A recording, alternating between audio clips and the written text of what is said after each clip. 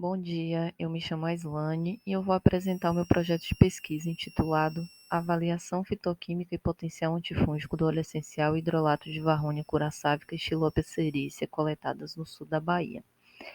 Esse trabalho vale crédito avaliativo para a disciplina de Metodologia da Pesquisa Científica, do mestrado em Ciências e Tecnologias Ambientais, do IFBA em parceria com a UFSB. O orientador é o professor Luciano Lima, do IFBA, e a co-orientadora, a professora Floresvalda Santos, da UFSB. Segundo dados do painel internacional de especialistas em sistemas alimentares sustentáveis, o modelo agrícola atualmente dominante no mundo se baseia na utilização de agrotóxicos. E o uso indiscriminado dessas substâncias vem causando não só diversos problemas por contaminação ambiental, como problemas de saúde pública, que vão desde o risco ocupacional dos trabalhadores que estão diretamente nas lavouras que utilizam essas substâncias tão nocivas, como os agrotóxicos, como o risco via acumulativa, onde a população está exposta aí pelo consumo de água e de alimentos que são cultivados com agrotóxicos. Então, pensando nisso, ações como as previstas pelo PRONARA, que é o Programa Nacional de Redução de Agrotóxicos, elas fazem-se cada vez mais necessárias e urgentes. Xylopia cerícia e Varronia curaçávica. Ambas são espécies nativas da Mata Atlântica, possuem ocorrência espontânea aqui no sul da Bahia. A Xylopia cerícia, ela produz um fruto que na culinária ele é usado em substituição à pimenta do reino. Então, é uma planta muito conhecida como pimenta de macaco. Já a Varronia, muito provavelmente vocês conheçam como erva baleeira, que é a planta nativa do Brasil que deu origem ao primeiro fitoterápico brasileiro, que é um medicamento muito indicado para tratar dores e inflamações.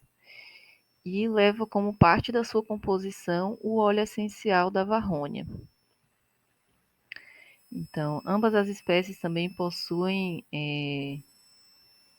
estudos comprovando sua ação antimicrobiana, como, por exemplo, como antibacteriano, fungicida, fungistático, acaricida, alelopático, entre outros usos relatados.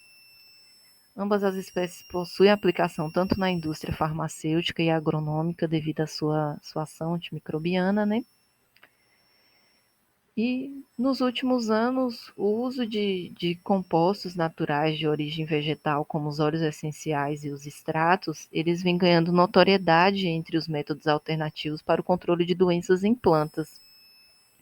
Pois, de acordo aos princípios da química verde, esses são candidatos promissores a inibidores eficientes, menos nocivos, uma opção mais barata e muito mais limpa para o meio ambiente, consecutivamente segura para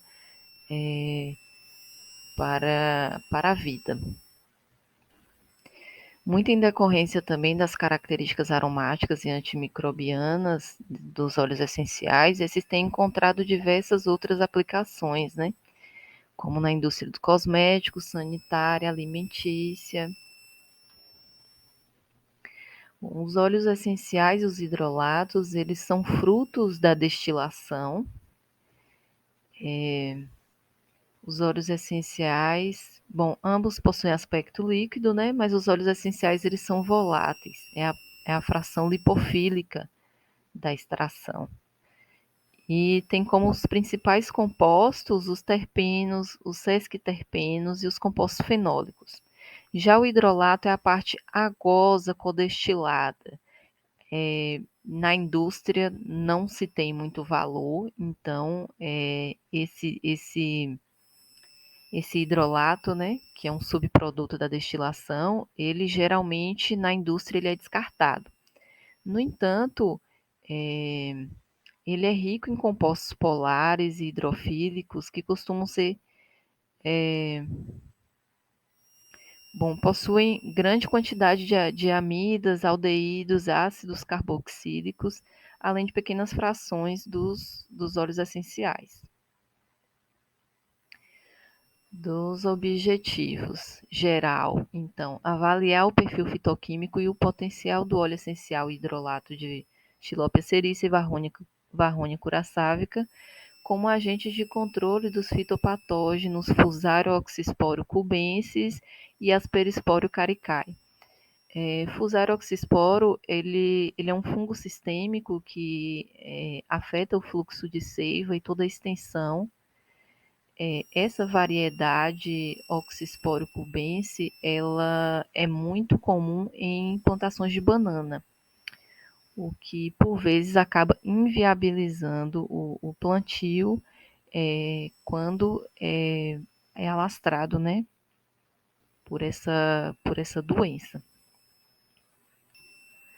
O Fusarium oxysporum, por exemplo, o esporo desse fungo ele pode permanecer vivo no solo por até 30 anos. O que acontece quando a cultura ela, ela é infectada, né? E essa doença cresce de forma progressiva, se alastra. O que acontece é que o produtor ele precisa estar mudando de região, mudando o seu plantio de local, porque realmente acaba ou tendo muitas perdas ou realmente inviabilizando, a depender da, do alastramento, né, da doença. Na cultura da bananeira, essa é uma das doenças mais preocupantes. O Aspergillus caricae, ele é o fungo causador da varíola do mamoeiro. É uma doença muito comum aqui na região. Como vocês sabem, a região aqui é expressivo, né? A quantidade, a proporção dessa cultura aqui no território. Tem muita plantação de tanto de banana como de mamão. Então, dos objetivos específicos: coletar, isolar e identificar espécies de fungos fitopatogênicos, coletar as plantas e confirmar a sua identificação taxonômica, extrair o óleo essencial hidrolato, avaliar in vitro o potencial antifúngico quanto ao crescimento micelial e a esporulação do fitopatógeno, avaliar o perfil químico do óleo essencial e do hidrolato por meio de cromatografia líquida e gasosa, realizar teste de citotoxicidade, teste de antioxidante pelo método de redução de íon férrico e pelo método de sequestro do radical, DPPH e ABTS. Além disso, quantificar os compostos fenólicos e o teor de flavonoides dessas substâncias. Bom, aqui tem um fluxograma que dá para a gente visualizar melhor as etapas desse projeto e como todas essas análises elas se complementam, né? Então, aqui, a princípio, a obtenção e cultivo dos isolados fúngicos, a coleta e a confirmação da espécie botânica, posteriormente, a obtenção dos óleos essenciais e hidrolatos, o que vai permitir a montagem dos bioensaios antifúngicos. Os estudos, em paralelo a isso, vai permitir também todos os outros testes, né? Que são os estudos de cromatografia gasosa para os óleos essenciais e cromatografia líquida para os hidrolatos. O teste de citotoxicidade, ele pretende avaliar os efeitos tóxicos das substâncias e determinar se a mesma é capaz de causar morte ou dano às células vivas. E para isso a gente vai utilizar algumas larvas de Artemia salina, né? Que é um crustáceozinho. Nos testes antioxidantes, então, o principal objetivo aí é avaliar a capacidade dessas substâncias para o método FRAP, né? Reduzir os íons férricos e para os demais métodos antioxidantes, busca-se avaliar aí a capacidade dessas substâncias em neutralizar dados radicais. Os compostos fenólicos, eles são compostos químicos, né, muito encontrados nos vegetais e têm sido muito associados a benefícios para a saúde, como atividade anti-inflamatória, cardioprotetora, neuroprotetora, etc. E quantificar o teor de flavonoides. Os flavonoides, eles são um grupo dos compostos fenólicos, né? Também associados aí à capacidade antioxidante das células. Então, todos esses testes aqui no final, ele vai nos permitir ter um perfil fitoquímico dessas plantas aqui da região, né? Então, em as variáveis estudadas, elas vão ser diferentes locais, então as amostras vão ser compostas, né? Vão ser coletadas em 2 pontos distintos de fragmentos, preservados de Mata Atlântica, e que ficam situados em uma das comunidades que é atendida pelo DSAF. Outro fator aí também no estudo vai ser a parte da planta que vai ser destilada, né? Então, vão ser as partes aéreas, as folhas, e em uma outra amostra, os frutos e as sementes. O delineamento experimental será inteiramente casualizado com 4 repetições em triplicata dos resultados e impactos esperados. Então, a princípio, que os óleos essenciais e os hidrolatos, eles apresentam significativa inibição dos fitopatógenos, fusário e asperispóreo, gerar produtos, artigos, etc., contribuir para o desenvolvimento de uma perspectiva sustentável no território, fomentar a bioeconomia na região por meio da instauração de cadeia produtiva de óleos essenciais, e que eu faço um parêntese, porque essa é uma ideia que o DSAF ele está trazendo para as comunidades que ele atende, né? Então, espera-se aí que no futuro breve tenhamos uma cooperativa de destilação de óleos essenciais aqui no território, que